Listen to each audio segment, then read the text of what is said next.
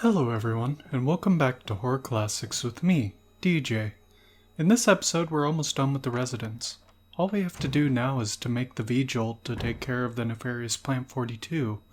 Previously we had taken care of Neptune, and completed the first section of the area, so let's get to it. Though first we need to clear out some space, so it's time to pay one last toll to the plant to make room for the jars we need in order to mix the chemicals. But before we get too far into it, why not leave a like and subscribe to the channel if you're enjoying what you're seeing? It really helps, and I really appreciate every one of you that does.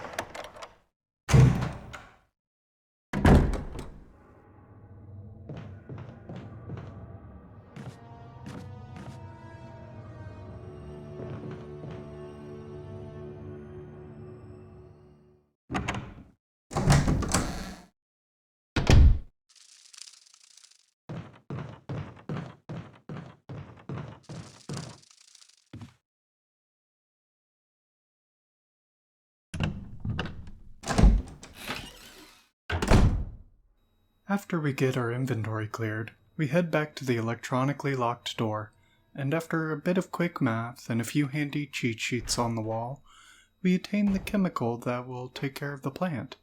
And if you'll remember back to when we read about Plant 42, it had to have a source of water, and it was theorized that it had cracked into the aqua ring, so let's head back down there.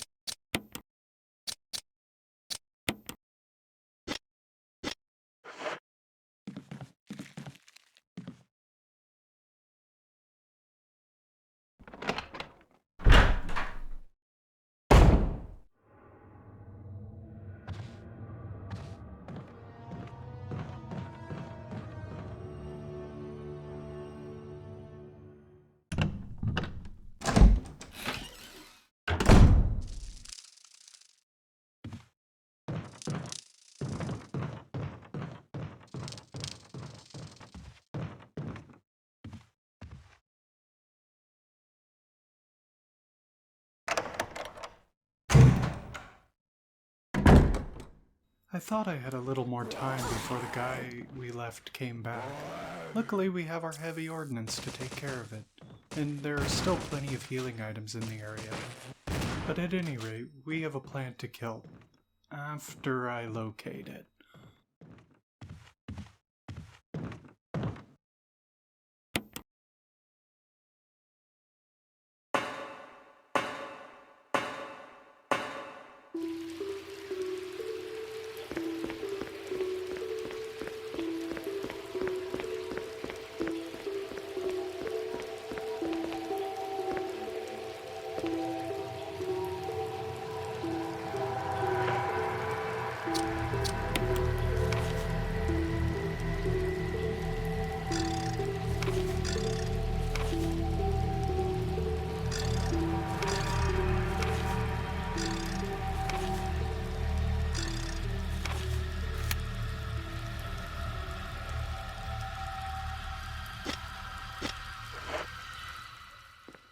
So why don't we recap while I wander around trying to remember where the routes are?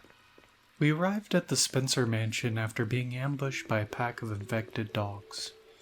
Our original mission was to locate any survivors of Bravo Team, but that has since changed to escaping, as the Bravo Team members we met were either already dead or were going to die.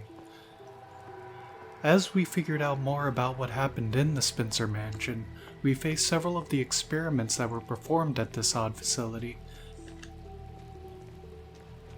And everyone we came with have proven to not be completely open about the reason we are here. From Wesker vanishing and Barry talking to himself, who can we trust? But at least our evac is still around. As we've heard Vickers trying to reach us through the radio we got from Richard. That about sums it up, I think. If I forgot anything, feel free to post it in the comments section.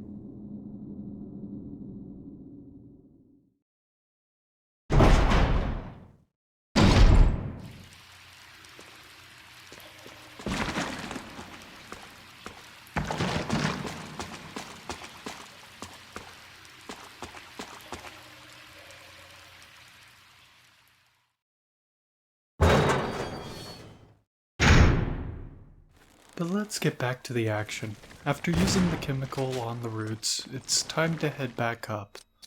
If there's anything left, we will need to make sure that this thing doesn't come back. Something like this could really threaten a large area if it broke out of the facility, and that's too big a risk.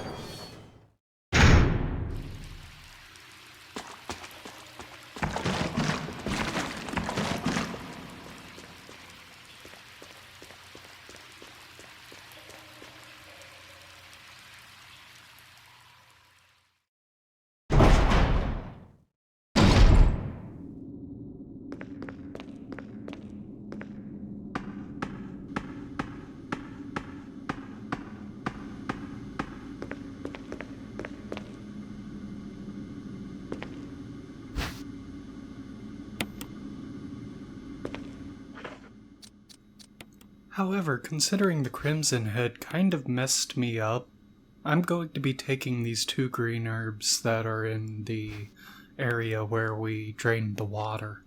Just better safe than sorry, I suppose.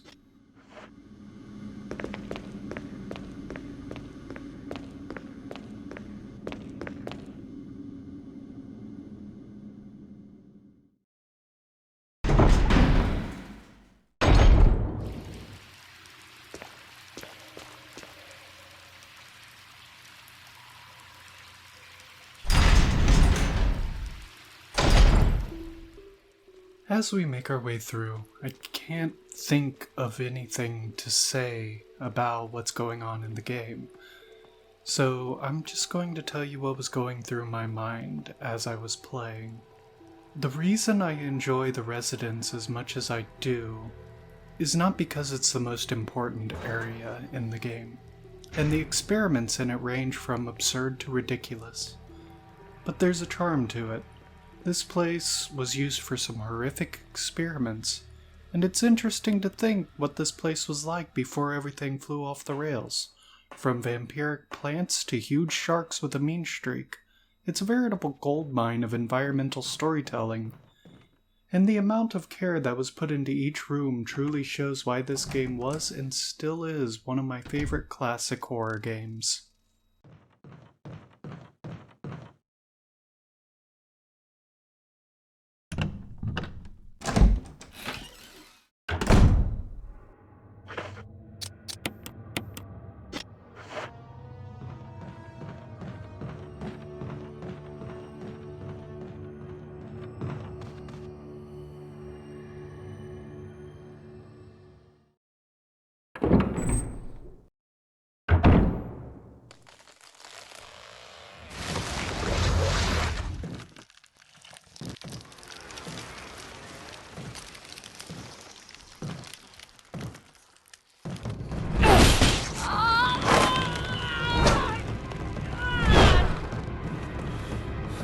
What the hell is this thing? Barry! Jill!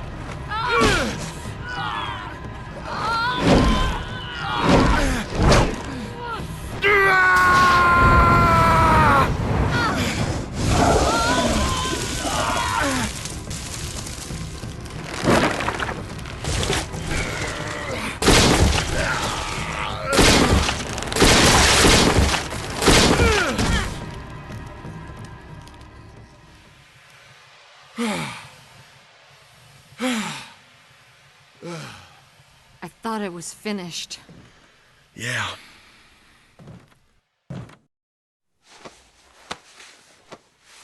That was close. Thanks again. Don't mention it. But what was that? What the hell's going on in this place? What a time to come back, Barry. And where did he get that flamethrower? I guess while he was out for a walk. I mean, we did find a grenade launcher on the balcony overlooking the mansion grounds. But after that whole mess, and Barry saving our lives multiple times, we locate a key here in the residence.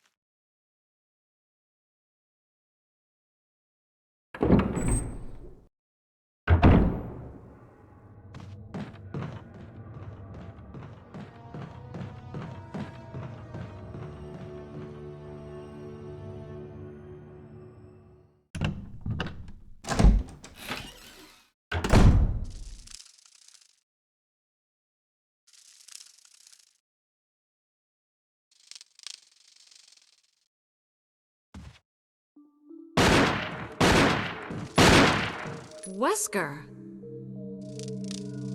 Jill, so you're safe. That's what I was going to say.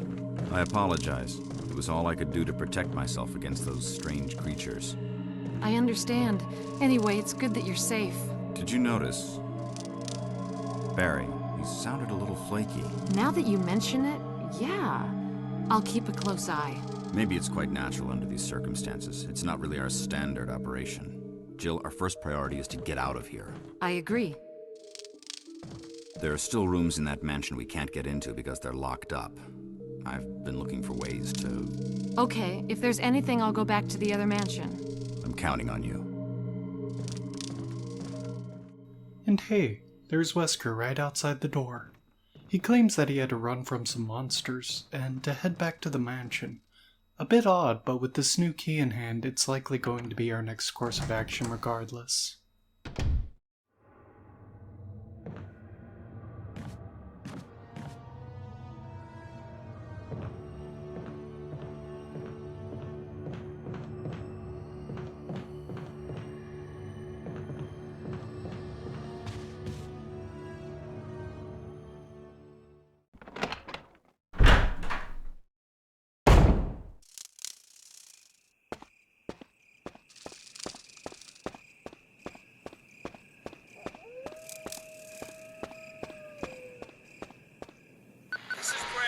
Stars Alpha Team.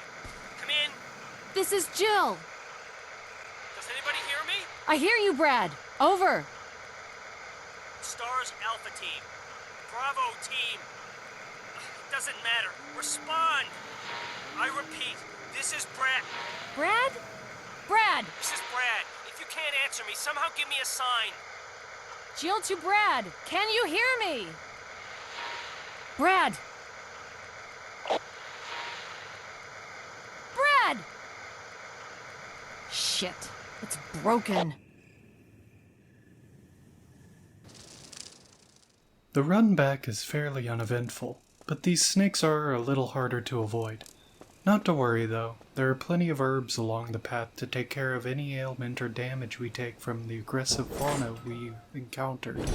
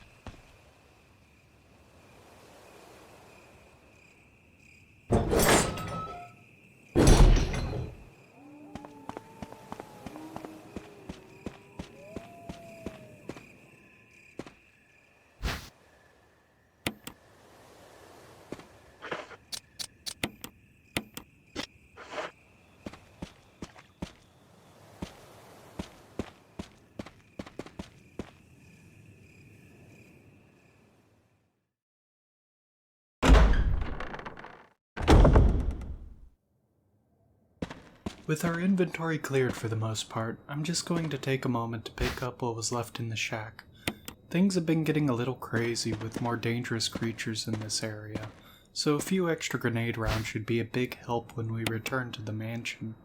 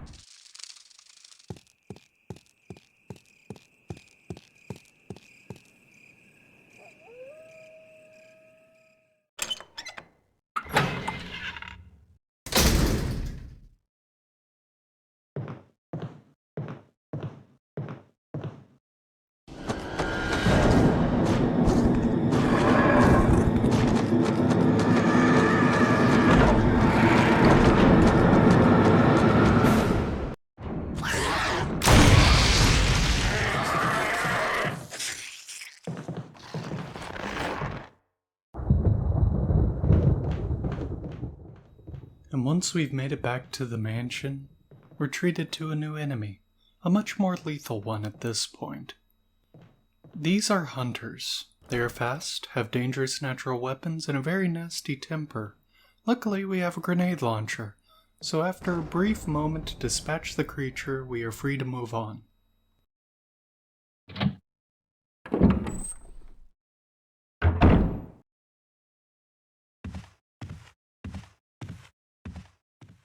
Though with this hunter in particular, I guess we have a shotgun as well as a grenade launcher, but we're able to take him out all the same.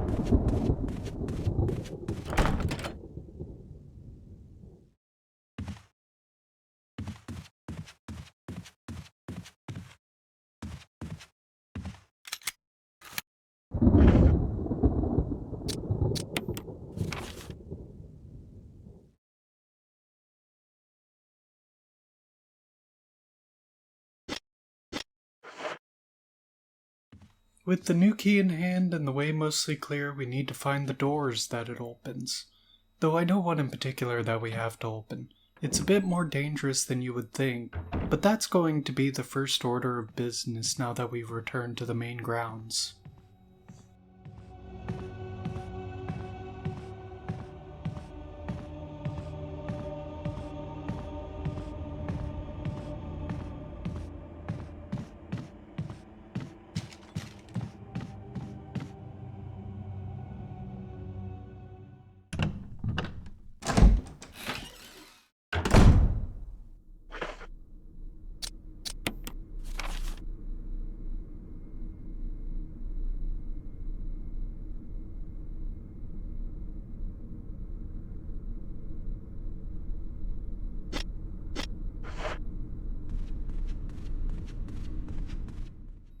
This next part is a bit risky though. We have to deal with the hallway at the beginning of the game. The tight corridors make the crimson head that's present all the more deadly, but with a little stealth we can clear this area. There's a door here that we need to open, and I would prefer greatly if these two weren't around after we explore the area further.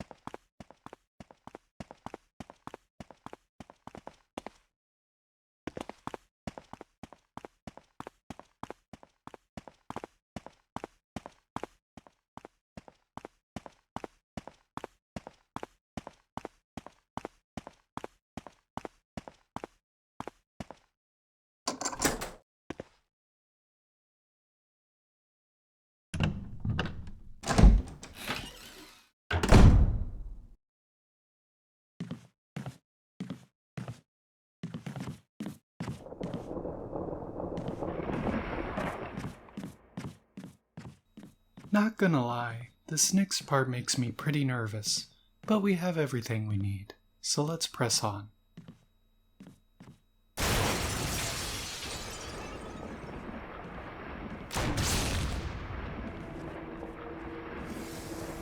Welcome back, Yawn. Let's end this damn snake. For Richard.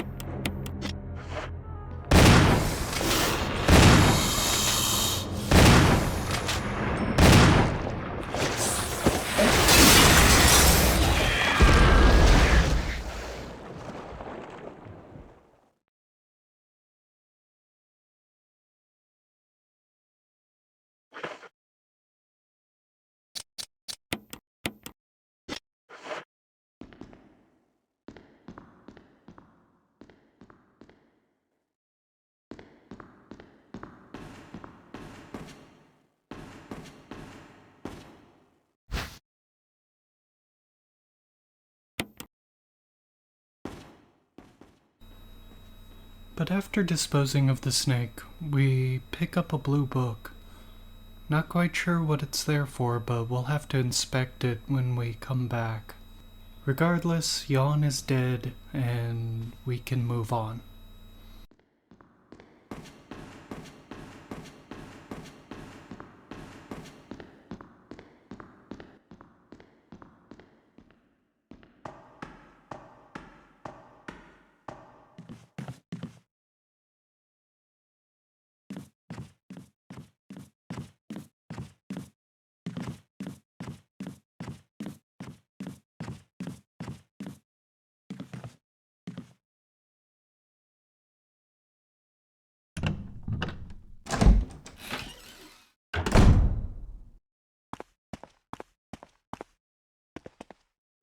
So let's go ahead and head back to a safe room so that we can save our progress and wrap things up for the evening.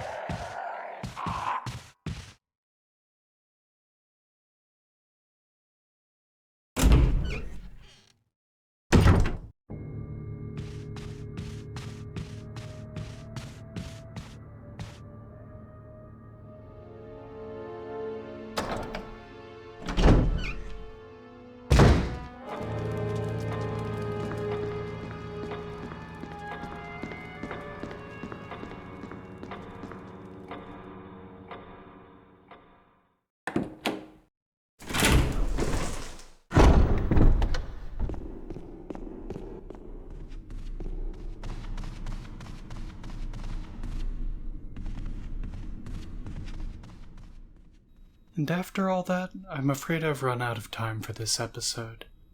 But we've made quite a bit of progress, so let's go ahead and head down to the safe room.